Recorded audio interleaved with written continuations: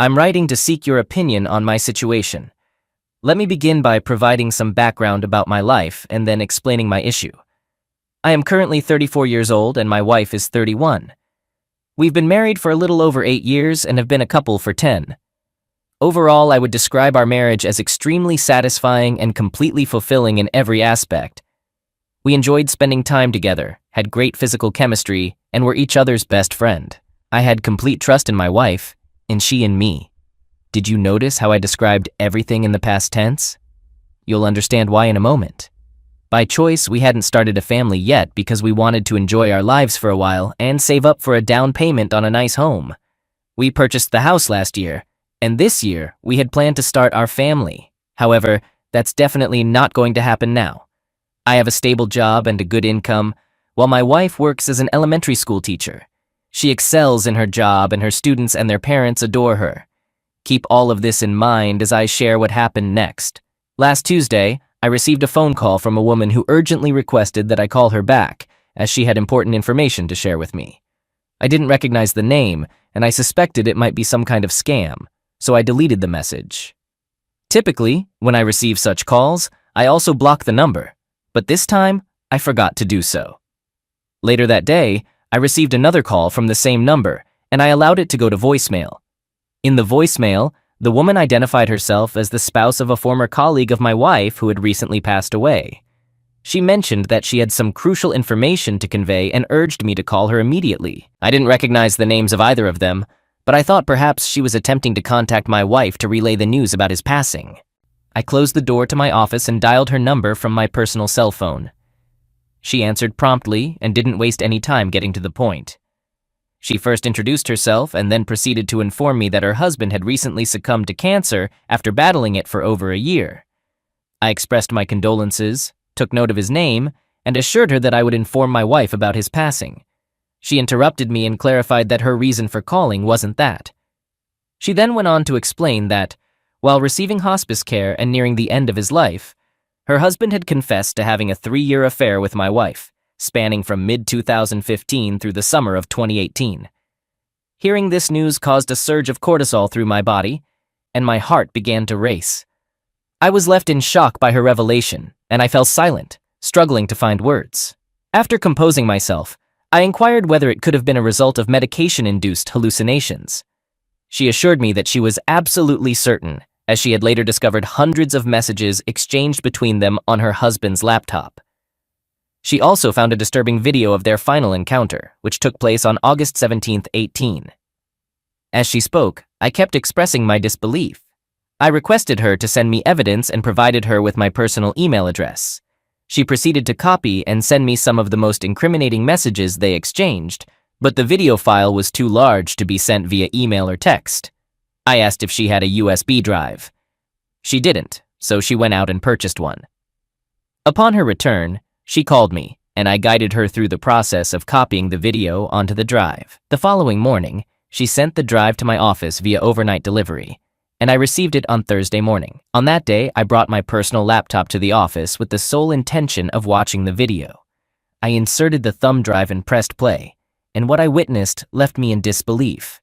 There was my wife, accompanied by an unfamiliar, awkward-looking man, engaging in actions I cannot describe here. Let's just say it was deeply disturbing. Some of their actions were not only repulsive, but also unhygienic. In the 29-minute video, both of them were quite vocal, laughing with pleasure and clearly reveling in what they were doing. It was sickening. When I initially started the video, I must admit that I immediately began crying and felt nauseated. However, as I continued to watch, my sorrow transformed into an overwhelming sense of anger and sheer rage. Fortunately, my wife wasn't present when I viewed the video, as I'm uncertain how I would have reacted if she had been. It's currently 7:09 p.m. on Thursday evening, and I've been composing this post for the past hour and a half. Earlier this afternoon, I phoned my wife and informed her that I was going out to dinner with clients. Occasionally, I have to do this for work, and she bought my explanation. Regarding my course of action, I'm not entirely certain, but I'm strongly inclined toward pursuing a divorce. I couldn't bring myself to stay with her, and I'll never be able to forgive her. In fact, after witnessing her actions, I have no desire to be near her again without using personal protective equipment, PPE. I'm not joking about that either. Furthermore, the fact that the video is 4 years old doesn't change anything. She betrayed me, and I cannot overlook that. Now here's where I would appreciate your input. Should I confront her with the evidence and give her an opportunity to explain? Or should I directly engage an attorney and serve her with divorce papers? I haven't shared this with anyone else yet because, to be honest, I feel too ashamed. That's why I've turned to this anonymous forum to discuss it and seek your feedback. I assure you that I will read all the comments. Update 1. I'd like to provide a brief update on the current situation. After having dinner on Thursday evening, I returned home and acted normally with my wife. Fortunately, I managed to keep my distance from her, and she didn't attempt to initiate any physical closeness. On Friday, I took the day off and met with a divorce attorney after doing extensive research online. I presented all the evidence, including the video, to the attorney. She explained to me that although my wife clearly violated the marriage vows, it would not impact the outcome of the case. I inquired about this, and she clarified that our state follows a no-fault divorce system, meaning either party can end the marriage at any time without assigning blame or asking questions. I asked her how this was possible, and she told me it's the law. She mentioned that we can attribute this legal framework to Ronald Reagan, who initiated it back in the late 60s while he was the governor of California. She explained that several other states have since adopted similar laws. I found this surprising because I had always regarded him as one of our finest presidents. But now I have some doubts. Nevertheless, my decision to proceed with the divorce remains unchanged. It simply implies that I'll end up in a much worse financial situation as a result of this ordeal. What I'm currently grappling with is whether to confront her or simply wait to serve her with divorce papers. I want to wait, but I'm not sure how much longer I can hold out. It has been incredibly challenging to be around her over the past 2 evenings, and I'm dreading seeing her again tonight. As I write this on a Saturday morning, I'm sitting outside a coffee shop just down the street from my house. I informed my wife that I needed to respond to some work emails and was coming here to do so, which is something I occasionally do. Fortunately, she didn't insist on accompanying me, but she has already sent me a couple of texts inquiring about when I'll be returning home. I suspect she may sense that something is amiss with me. That's the extent of my update for now. Second update. It's Sunday morning, and once again I find myself sitting outside a coffee shop. But this time, I'm 20 miles away from my home. About a week ago, I reached a breaking point and confronted my wife about her affair. I couldn't hold back any longer, so I did it last Sunday morning.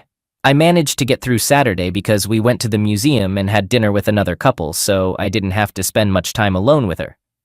That night, we were both too tired from the day to attempt any kind of intimacy. The following morning, while we were in the kitchen and she was making coffee, I made the decision to confront her. Perhaps I shouldn't have done it then, as I was feeling irritable and filled with anger. But I went ahead. I asked her if she knew a certain person, her affair partner. When she heard his name, she turned and looked at me with a surprised expression. Initially, she said no, but then admitted that he was a science teacher at the junior high. With my tablet in front of me, I mentioned that I had read about his passing due to a serious illness. She responded, saying it was awful and that he was so young. She continued, mentioning that she didn't know him well but was aware he had a wife and son.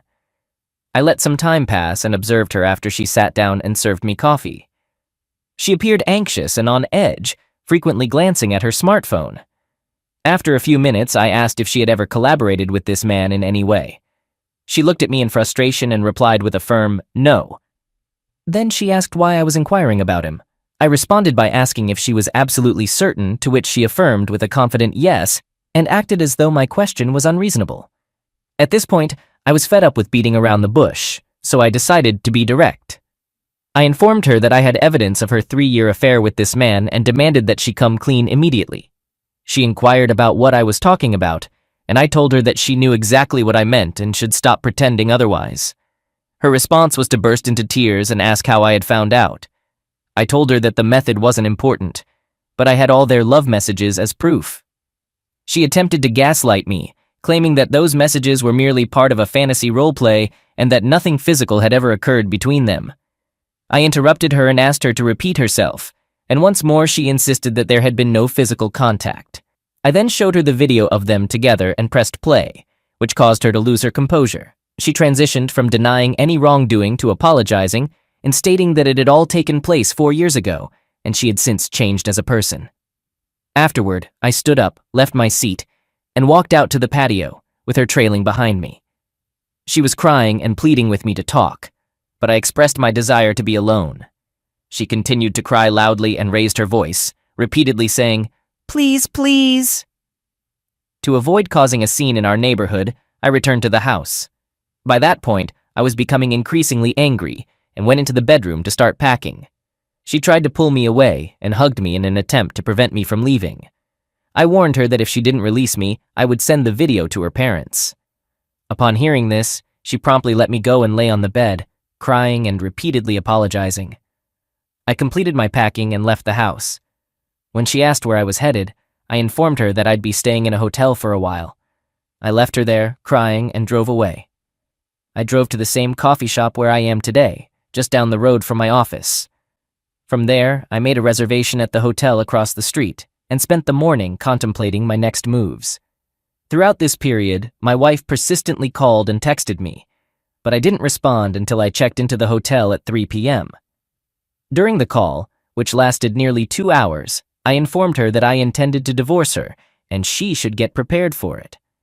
The rest of our conversation was filled with her pleading with me and trying to change my mind. At one point, I asked her to explain her relationship with her affair partner. She stated that they both shared a specific disturbing fetish, and that was the extent of it. She explained that their physical actions held no emotional significance, attempting to prove it by criticizing the man's appearance. She insisted that I could see from the video how unattractive and emaciated he was. She argued that it was evident she would never leave me for him, and their meetings were solely to satisfy the shared fetish, which she claimed she no longer had. In response, I suggested that she might have serious mental issues and advised her to seek professional help. Perhaps unwisely, she immediately embraced this statement and admitted that she might be insane for her actions. She then transitioned to emphasizing that all of this had occurred over 4 years ago, and she hadn't thought about being with anyone else since. I countered by asserting that the only reason she ended the affair was that her affair partner moved 5 hours away to take a position in another school district. She attempted to convince me that she had ended it long before that, but I pointed out that the video was recorded the day before he and his family left town. She had no response, and it became clear to me that my wife was not only a cheater, but also a habitual liar. On Monday of the past week, I met with my attorney to inform her of the weekend's events and express my desire to expedite the divorce process. She agreed to proceed and recommended that I cease all direct contact with my wife, directing all future communications through her. She also cautioned against confronting my wife without witnesses, emphasizing the potential risks. She mentioned that she has dealt with numerous instances where husbands were wrongly accused in similar situations. I took her counsel seriously and informed her that I would follow this approach moving forward. So, that's the current situation.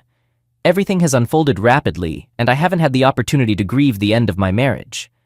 I don't feel too terrible at the moment, but I'm aware that it will catch up with me eventually. Third update. Once I granted my attorney the permission to fast-track the divorce, I shared the news with my family, and they expressed shock and disappointment in my wife's actions. Their primary concern was my well-being, and I reassured them that I was coping. Nevertheless, they decided to visit me for a few days the following week. The following day, my mother-in-law, MIL, called me and apologized for her daughter's behavior. She inquired if there was any chance I might reconsider or take some time to think before proceeding with the divorce. I explained that I had already made up my mind and now just wanted an amicable divorce to move on. She understood my position, and we ended the call on good terms. During the following week, my parents arrived in town on Thursday and checked into the hotel where I was staying. I took Thursday and Friday off work to spend time with them, and we enjoyed sightseeing during the day and dining out at night. On Saturday morning, my mom informed me that my in-laws had reached out and wanted to meet my parents for lunch. I didn't see any issue with that, as our parents had maintained a friendly relationship since our marriage, though they weren't exceptionally close. They exchanged pleasantries and stayed in touch periodically. I agreed to the meeting and suggested they gather at a nearby restaurant. While they were there, my mom called me and relayed that my in-laws wanted to see me. I invited them to come over to the hotel and we arranged to meet on the back deck by the pool. We gathered, and it was pleasant to see them. My in-laws were not insistent at all. They expressed genuine apologies and concern for my well-being.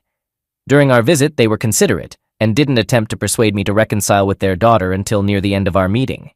At that point, my mother-in-law, MIL, asked if there was any chance of forgiveness and continuing the marriage.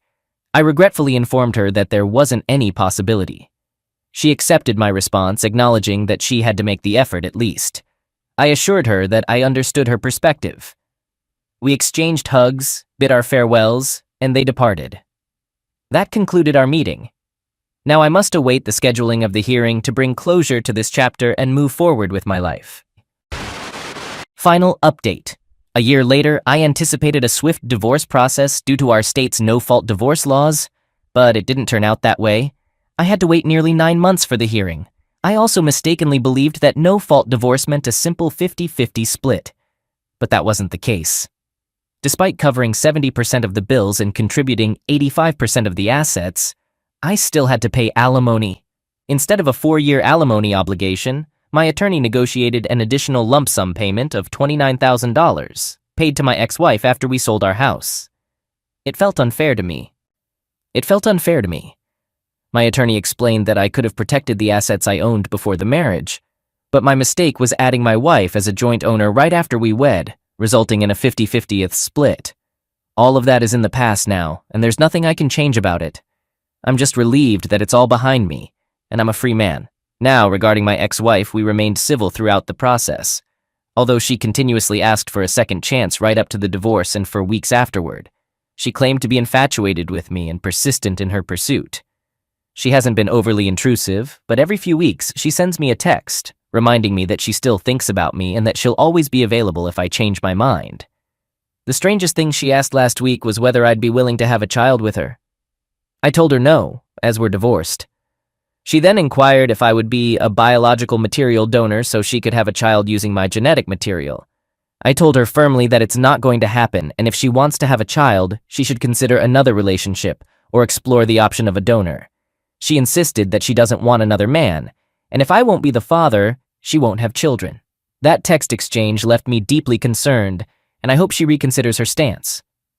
While I do care about her well-being, I believe I'll need to cease communication with her. The next time she reaches out, I plan to convey this message in a firm but gentle manner. Meanwhile, I intend to contact her parents and inform them about her recent behavior, hoping they can discreetly intervene and help resolve the situation. That's the update for now. I may have lost half of my net worth, but at least I've regained my freedom. All right, that was a fun story. Now let's move on to another exciting one. Stay tuned and let's dive in. It all began when my mother came to visit me at school, as she always did. She stayed in a nearby hotel during her visit. While we were having dinner, her phone kept receiving messages. At one point, when she thought I wasn't watching, she took out her phone and began texting someone her hotel location and room number. This surprised me, and my heart started racing. After dinner, I pretended to head back to my apartment, while she went to her hotel room. In reality, I drove to a quiet, secluded place and started crying. These events would eventually lead to the breakdown of my family and my close relationship with my mother. It's been more than a year since that crucial night, and I'm currently in my 3rd year of college. I'm facing a tough decision, whether to enter the NFL draft or complete my 4th year of college. My college coach is urging me to finish my degree, but I can't help but feel it's more for his benefit than mine. Deep down, I know that the best choice for me is to pursue an NFL career and start making a living. I really miss having my mother by my side, especially during my football games when I was just 14. At that time, she never missed a game, not even a practice. I could always rely on her to be in the stands, cheering for me, whether it was a cold winter day or a hot summer afternoon. She was my most devoted supporter. However, things changed when I discovered that she started a relationship with 2 of my teammates during an away game. It was incredibly embarrassing and made me consider leaving the program. Even though our relationship soured, my father, who had always been in the background and hadn't played a very active role in my life, encouraged me to stay on track. After the conflict, I decided not to let my mom attend any of my games. It was challenging, and it took a while to get used to her absence in the stands. To understand how this all started, let me give you some background. I have 2 older sisters, and I grew up in a household with both parents. My dad was a workaholic, and my mom worked part-time as an accountant while also being a stay-at-home mom. When I was about 14, I began to notice that my parents were gradually drifting apart. First, I noticed that they were sleeping in separate bedrooms.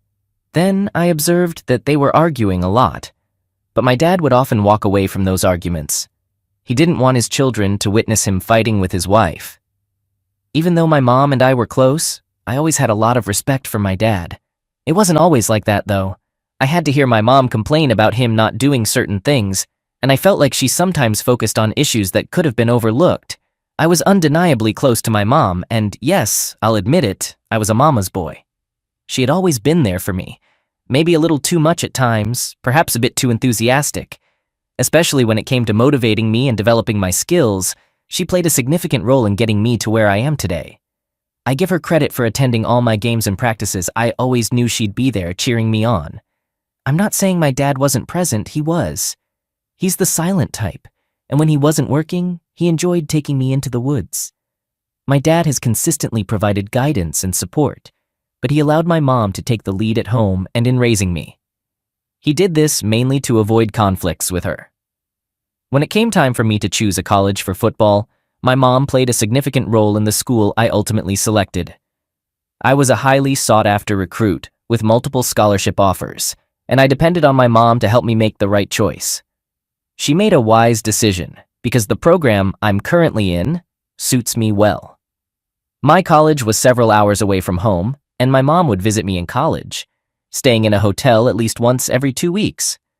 At first, I thought she was coming to watch my games or attend away games, but it turned out there was more to it.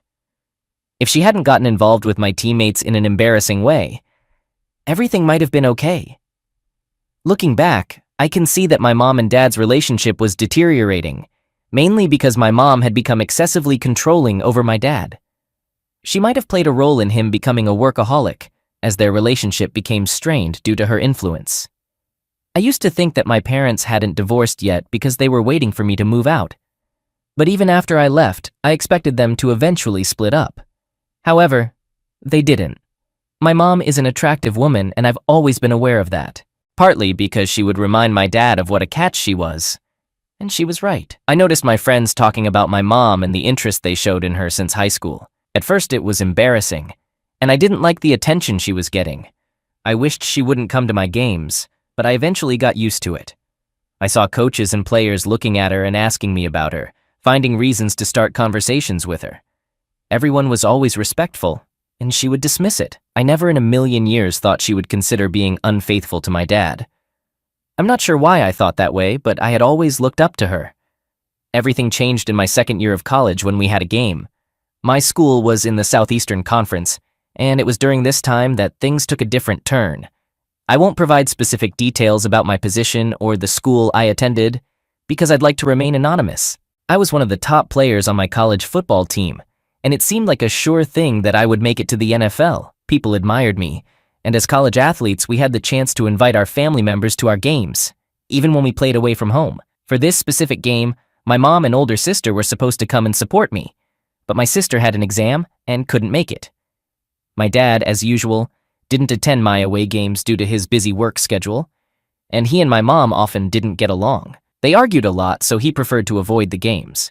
We were on the road for about a week, and what struck me as odd was that I didn't see my mom much during that time. This was unusual because she had joined the trip to support me.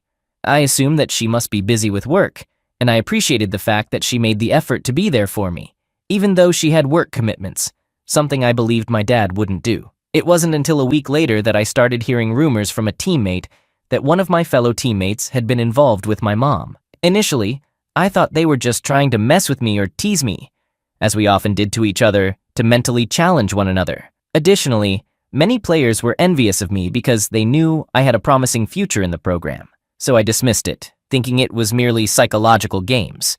However, the rumors persisted, and I began hearing that 2 other teammates had also been romantically involved with my mom around the same time. Despite this, I hesitated to confront my teammates because, once again, I found it difficult to believe. It's worth noting that it wasn't uncommon for family members to travel long distances to attend their son's games. I wasn't the only one. Almost all of my teammates had family members who came to watch our games, and most of us came from out of state.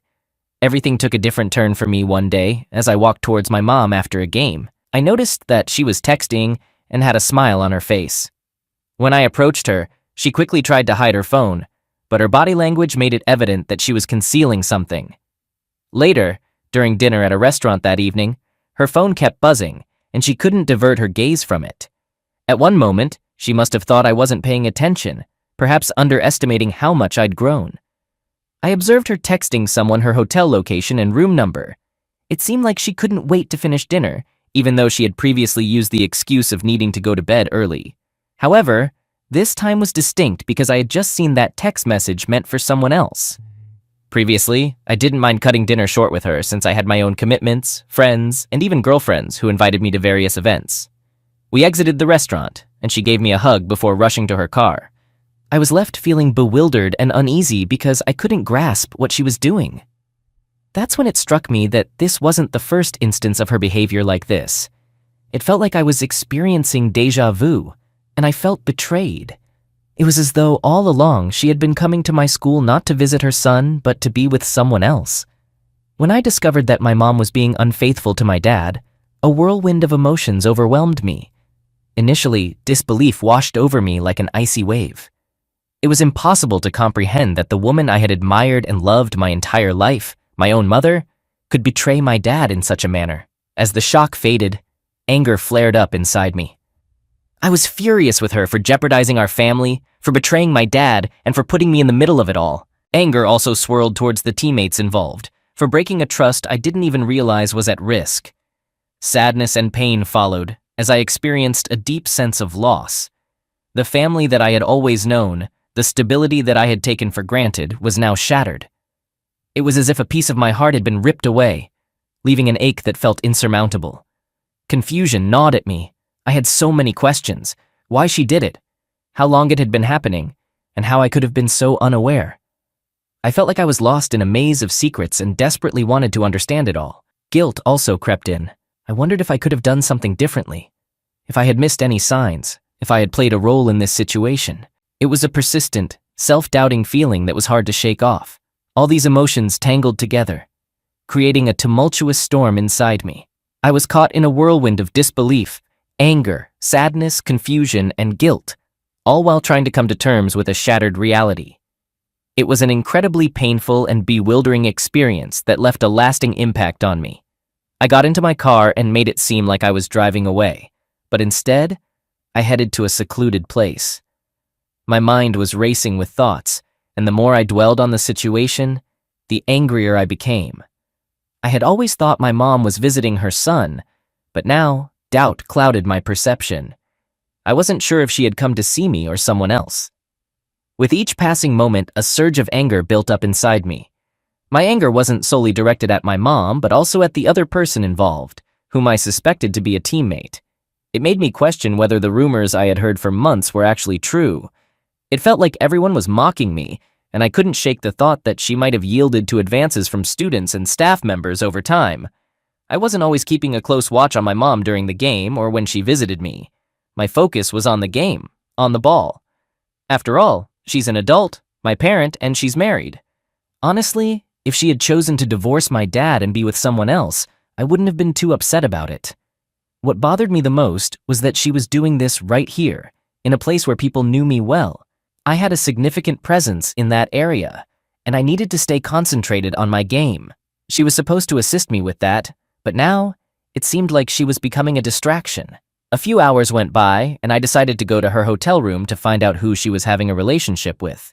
When I reached the hotel's parking lot, I scanned the area, hoping to spot a familiar car. However, the parking lot was crowded, and there were so many similar cars, including those driven by people I knew, that it felt like it could be the entire football team's vehicles.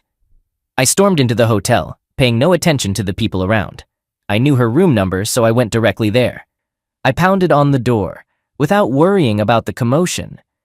It took a while, but she eventually opened it. She stood there with her hair in disarray, gazing at me as if I were the one who had lost my mind. I moved her aside to enter the room and find out who she was with. She tried to block me, but I went into the room and found no one there. That's when I noticed the bathroom door was closed and locked from the inside, so I forcefully crashed into it several times until it finally gave in. By this point, my mom was screaming, and to my surprise, I discovered not just one teammate, but two in the bathroom. It turned out to be one of the guys who had been rumored to be involved with her and another friend who always hung around with him. I knew this second guy as someone who was known for dating girls around the college. He was an average player who occasionally made significant plays but had no real future in football. The fact that he had pursued my mom instead of anyone else struck me as jealousy over my future and success. I lost control and immediately got into a physical altercation with both of them. They couldn't handle my anger, and one of them fled the scene. I continued to confront the other guy, striking him in my rage. My mom and another person who must have heard the commotion stepped in to restrain me. I wasn't sure who the man was, but he urged me to leave quickly, explaining that someone might have called the police and I could risk getting arrested. He appeared to recognize me or know me from somewhere. At this point, my mom was in tears, pleading with me to leave. I left my teammate in a severely injured state as I exited the hotel room and got into my car.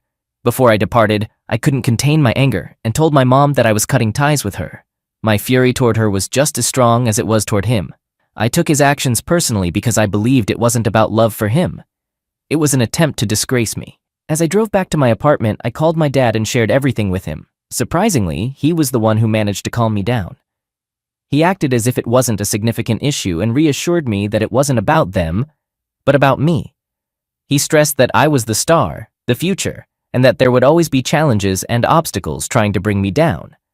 What truly mattered was how I handled those situations. The aftermath of the incident was overwhelming. I was informed that the police were searching for me and the teammate I had fought with was considering pressing charges. He used his connections to make the legal problems go away, sparing me a visit to the police station. The coach then had a private conversation with me and assured me that he would have done the same thing in my position. He echoed the sentiments my dad had shared, emphasizing that I was the star player and that others, with no real future in the sport, might attempt to undermine me. He also shared his own past, explaining how his first wife had been unfaithful and why he had difficulty trusting women. Following our conversation, he made it seem like I might have been reacting strongly to the entire situation, but he did acknowledge the humiliation I had experienced. He pledged to do his best to remove those teammates from the program, and he followed through a few months later.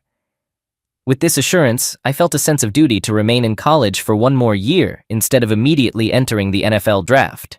My siblings got wind of the story, and everyone distanced themselves from her. My dad initiated divorce proceedings, and I haven't communicated with her since, despite her attempts to reach out. If she had been involved in an affair during her own time, when she wasn't using a visit to me as an excuse, and especially not with two of my teammates, maybe I wouldn't be as upset as I am with her. She nearly got me expelled from the program and derailed my future. While I do miss her presence at my games and the support she used to provide, it will take some time for me to heal from all this and rebuild a relationship with her. I don't typically hold grudges, and I didn't expect this one to last almost a year. Currently, I've already forgiven her, but it's challenging to rebuild our connection because being in the same program with people who are aware of what happened constantly reminds me of it. I won't allow this incident to alter my career path because I'm stronger than that. People may still ridicule me and gossip about me, but my resilience can handle it all. Changing my career trajectory due to my mom's actions and two teammates who won't have a significant impact in the long run would reflect weakness on my part.